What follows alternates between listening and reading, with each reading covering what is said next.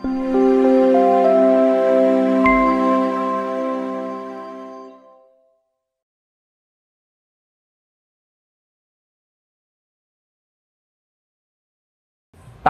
luar biasa. Karena kalau di bulan Ramadan satu hurufnya 100 kebaikan. Kalau di luar Ramadan 10. Di dalam Ramadan 100 satu hurufnya. Ini membaca Al-Quran. Bacalah Al-Quran akan menambah banyak pahala. Bekal yang luar biasa kita butuhkan. Ada peristiwa di hari kiamat saat manusia berada di mizan. Ada peristiwa di mana Rasulullah menyampaikan datang awan yang bergulung-gulung hitam, dan awan ini jatuh ke timbangan amal kebaikan dan berat amalnya. Dan awan yang bergulung-gulung itu, kata Nabi, adalah jelmaan dari surat Al-Baqarah dan Ali Imran yang dibaca waktu di dunia. Di hadis yang lain berupa burung yang sangat besar, 2 ekor burung yang sangat besar yang membentangkan sayap-sayapnya, atau 2 awan yang bergulung-gulung hitam besar yang menjatuh di anak timbangan dan memberatkan pahalanya. Dan 2 ekor burung besar itu atau 2 awan ini adalah jelmaan dari bacaan Quran surat Al-Baqarah dan Ali Imran. Maka sering-seringlah membaca 2 surat ini. Bagus untuk meruqyah rumah, meruqyah diri. Karena rumah yang dibacakan surat Al-Baqarah akan dijaga dari gangguan syaitan, dari gangguan sihir. Memang istimewa surat Al-Baqarah, karena di dalamnya ada ayat kursi yang memang juga sangat istimewa. Jemaah yang dimuliakan oleh Allah Ta'ala, bacalah Quran. Di sana banyak pahala yang bisa kita kumpulkan. Yang ketiga, sedekah. Aduh, puasa berat Pak Ustadz. Ya wis, rasa kosong. Baca Quran lah. Aduh, baca Quran ya belum bisa Pak Ustadz, masih belajar. Ya sudah. Yang ketiga lah sedekah. Sedekah itu macamnya banyak. Bisa uang, bisa harta, bisa makanan, bisa minuman, bisa pakaian, bisa ilmu, bisa ucapan. Apa saja bisa bernilai sedekah. Apalagi sedekah yang bisa mendatangkan kebahagiaan orang lain. Sedekah untuk keluarga, sedekah untuk kerabat, sedekah untuk tetangga, sedekah untuk dunia Islam, dan lain sebagainya. Sedekah itu dilipat gandakan 700.000 sampai tak terhingga. Itu istimewa. Ini golongan yang kedua. Puasa atau membaca Al-Quran atau sedekah. Pahalanya luar biasa. Nah, golongan yang ketiga, nggak ada papan tulis ya, dianggap diangan-angan sendirilah ya. Golongan pertama tadi memanfaatkan orang lain untuk menambah pahala. Golongan yang kedua, kita lakukan sendiri, tapi memang amal ini bernilai besar pahalanya, lipat gandanya sangat besar. Nah, yang ketiga ini adalah amalan-amalan khusus. Amalan-amalan khusus.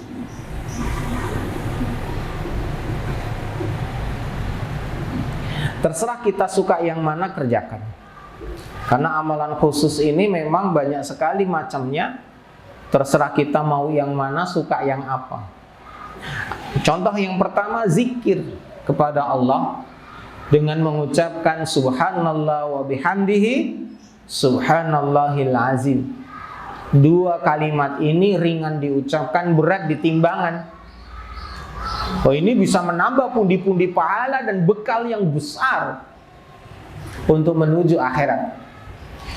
Zikir yang mudah diucapkan, subhanallah wa bihamdihi subhanallahil azim. Kalau mau, lakukan sepanjang hari, rutinkan hal ini. Karena ini luar biasa.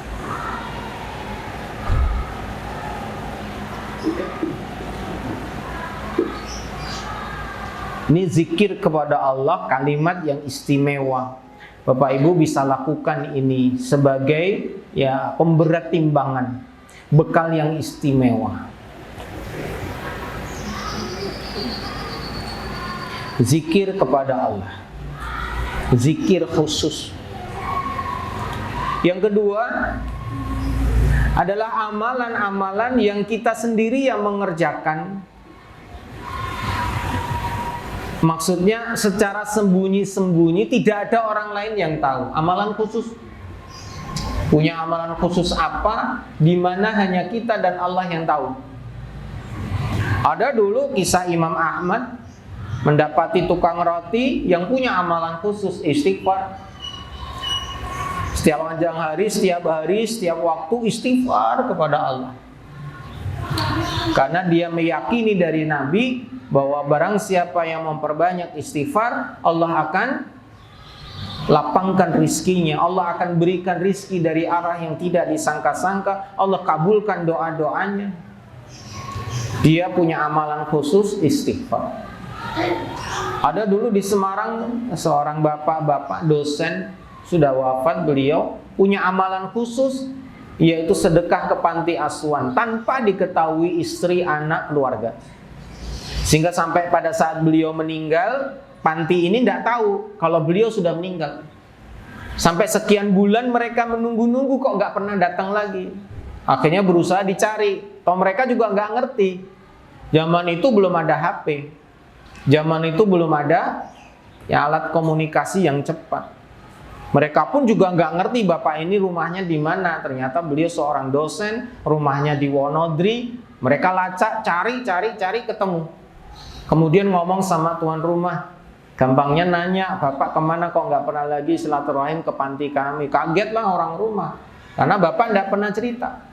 Akhirnya panti ini cerita bapak ini setiap bulan selalu datang dan bersedekah di situ. Orang keluarganya nggak ada yang tahu. Tahu setelah lama beliau meninggal karena panti ini datang dan mencari. Ini amalan rahasia yang dikerjakan tanpa pengetahuan yang lain. Bisa jadi amalan-amalan yang siri, yang tersembunyi inilah yang justru banyak mendatangkan keikhlasan. Karena kita nggak ingin pamer, kita nggak ingin sum'ah, kita nggak ingin merusak keikhlasan. Sembunyikan amal. Macamnya banyak. Bisa salat, bisa zikir, bisa apa saja amal-amal ibadah, kebaikan, jadikan amal-amal siriyah yang orang lain mungkin nggak tahu, kita sendiri yang tahu. Nah itu bisa mendatangkan pahala yang sangat besar.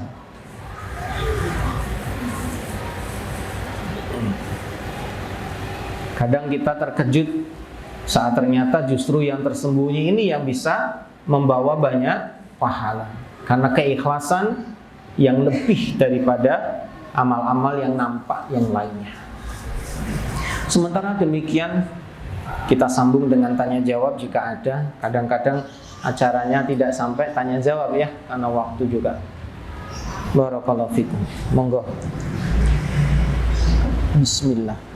Dan kepada Bapak Farid yang telah memberikan tausiahnya. Mungkin ada sedikit waktu pertanyaan. Ya. Ya, monggo ibu yang mau bertanya silakan, ada waktu kurang lebih 15 menit ini. Yang mau bertanya silakan ditunggu. Siapa? Ya. Atau mungkin mau ditulis dulu kalau yang malu. Monggo silakan dulu.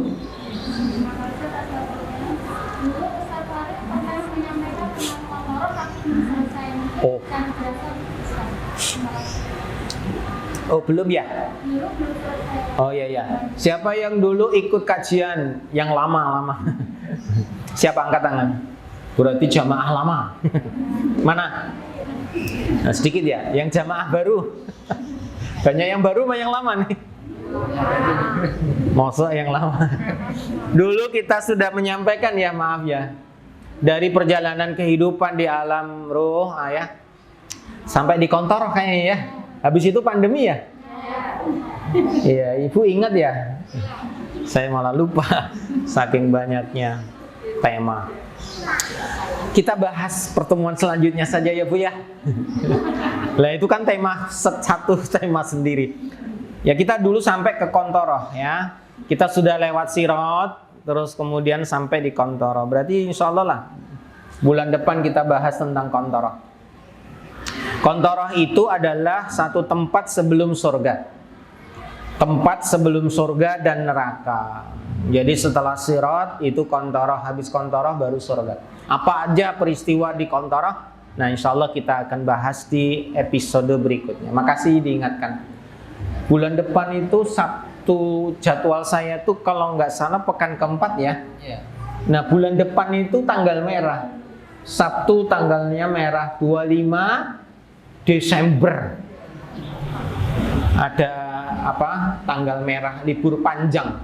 Sabtu merah, Ahad ya merah. Lah mau ada apa enggak? Kalau ada mohon maaf saya izin. Lah jatah saya untuk silaturahim ke keluarga harus ke Magelang, Kebumen dan Banyumas. Kita sudah agendakan akhir tahun. Ya pas kebetulan ya tanggalnya itu yang pas. Jadi saya mohon izin bulan depan tanggal 25 enggak bisa kalau memang tetap. Kecuali nanti tanggal merah libur semua Pak Ustadz. Ya alhamdulillah bisa libur. Intinya saya izin bulan depan tanggal 25. Kalau memang itu tetap jadwal saya pekan keempat saya izin. Karena sudah lama tidak bisa silaturahim ke keluarga besar ya karena pandemi juga. Itu diusulkan dimajukan? Dimajukan, enggak ada masalah, siap. Siap diajukan. Mau pekan ketiga ya bisa. Pekan ketiga ya. Kalau pekan saya kan jatahnya pekan keempat. Jadi, saya tunggu kabar lah dari panitia. Kontoroh, insya Allah kita bahas berikutnya. Penting loh ya datang semua. Nek iso bojone dijak. Ngaji ki memang nek iso bojone dijak. Nek ora iso ya punya tanggung jawab ngandriani engko nek bar balik. Pak Ustadz maaf suami saya nggak bisa ikut, tapi saya nanti pulang tak kasih tahu. Oh itu jos. Kira-kira memberitahu apa enggak toh? Enggak ya? Wedi Pak Ustadz. Bojoku gini dikandriani malah turu. Wah repot nih. Ya kalau nggak bisa kesini ya kasih tahu lah. Suami juga begitu kesini sendiri ya istrinya nanti diajarin dikasih tahu. Ada lagi? Monggo. Ada lagi Bu, silakan.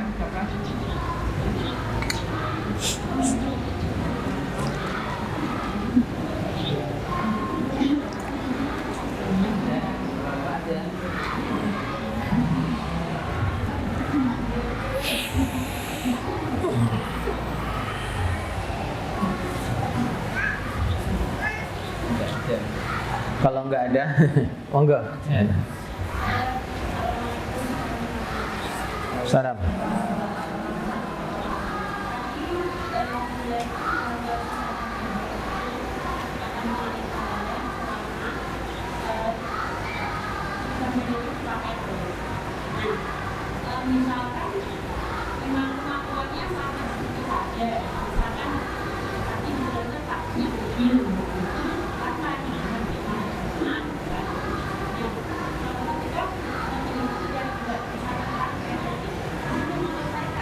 Apa? Iya, terima kasih. Betul sekali, selesai. Jadi kalau barangnya masih bisa dipakai, pahalanya ngalir terus. Tapi kalau sudah uzur gak bisa dipakai lagi, rusak misalkan, ya sudah selesai. Pahalanya tidak mengalir. Kecuali barang-barang tersebut dipakai oleh mereka yang terus beramal soleh. Contoh, mobil itu dipakai di mana? Di rumah tahfidz. Selama yang belajar di situ santrinya menghafal Quran, maka kita dapat pahalanya. Dan ternyata mereka sudah lulus, maka mereka tetap beramal, kita dapat pahalanya. Paham? Karena apa? Kendaraan yang kita berikan di panti itu dipakai oleh para santri. Nah, santri-santri yang memanfaatkan fasilitas itu menjadi baik. Menjadi baik beramal soleh. Selama dia beramal soleh, bahkan beranak pinak dan beramal soleh, dapat terus pahalanya. Paham? Maka bersedekahlah jariah di tempat yang memungkinkan pahala itu beranak pinak sampai tak terbatas. Ya sampai kiamat lah. Sampai orang muslim mati semua saat nanti di akhir zaman. Jelas ya? Contoh, bikin apa namanya ya, jalan. Ya, aku mau ngaspal sini RT ku. Ya, di paving lah, main apik, main mulus gitu. Nah ternyata orang-orang yang pakai ini orang-orang yang salah. Pergi ke masjid lewat paving kita, gitu ya. Mau ke mana majelis ilmu lewat paving kita. Selama dia belajar, selama dia ke masjid, bahkan ngajak anaknya nanti punya anak lagi, dapat pahala terus. Jelas ya? Maka jamaah yang dimuliakan Allah, sedekah jariyah kalau bisa sedekah di tempat-tempat yang bisa menghasilkan amal soleh berkelanjutan, yaitu mereka-mereka yang nanti pada saat menggunakan harta atau sedekah itu digunakan untuk beramal soleh. Beramal soleh itu ya macam-macam, bisa sholat, bisa puasa, bisa baca Quran dan lain sebagainya. Jelas ya? Makanya kalau kita punya harta, gampangnya yang bisa membuat kita tambah pahala ya di situ tempatnya. Di beberapa kota di Indonesia ini ada beberapa kelurahan atau punya kekhasan bikin namanya kampung sedekah. Jadi kampung sedekah itu adalah model semua warga diedukasi bagaimana supaya mereka senang sedekah. Jadi ada yang modelnya setiap rumah itu dikasih kencleng, seminggu sekali diambil. Ada di kelurahan lain itu sebulan sekali diambil. Nah hasil dari kencleng itu dikumpulkan oleh warga dan kemudian dibangun untuk fasilitas umum untuk kebaikan bersama. Itu luar biasa. Ada yang di beberapa tempat itu yang kita pelajari, ada yang sampai seminggu itu bisa dapat 10 juta, 15 juta, itu satu RW. Nah kalau sebulan sudah berapa, setahun berapa. Sehingga mereka bisa membuat banyak inovasi dengan harta yang mereka kumpulkan. Sebetulnya tujuannya adalah bagaimana mereka senang sedekah. Karena sedekah itu mensucikan harta, memperbanyak lapangkan rezeki dan sebagainya. Nah, kadang ada yang butuh untuk mandegani. Mandegani itu yang ngurusi. Kalau nggak ada yang ngurusi ya nggak jalan.